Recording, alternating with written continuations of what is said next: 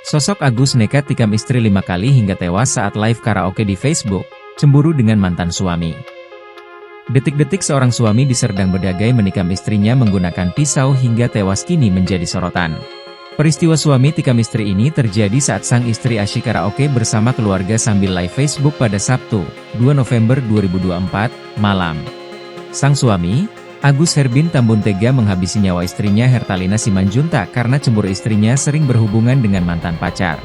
Pelaku yang merupakan warga desa Sukadamai Kecamatan Seibamban Sergai ini menikam istrinya sebanyak 5 kali dan tewas di lokasi. Kasat Reskrim Polres Sergai, AKP Doni Simatupang mengatakan saat melakukan aksinya, Agus tanpa banyak bicara langsung membunuh sang istri.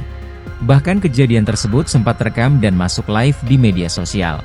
Kejadian itu terjadi pada malam hari, tepatnya Sabtu tanggal 2 November, di mana korban sedang asyik berkaraoke bersama keluarga tiba-tiba ditikam oleh suaminya sendiri dari arah belakang, ujarnya, Minggu, 3 November 2024. Dalam video berdurasi 32 detik itu, nampak keluarga yang sedang berada di dalam rumah seketika menjerit ketakutan saat Agus menikam istrinya sendiri. Korban pun nampak tersungkur tak bergerak di lantai, sontak pihak keluarga mencoba memisahkan keduanya. Usai menikam sang istri, Agus pun langsung kabur keluar rumah. Sementara itu pihak keluarga langsung membawa jasad korban ke rumah sakit Cevani, namun sayang nyawa korban tidak bisa tertolong. Tim Opsenal Polres Sergai pun yang mendapat laporan tersebut langsung bergerak menangkap pelaku.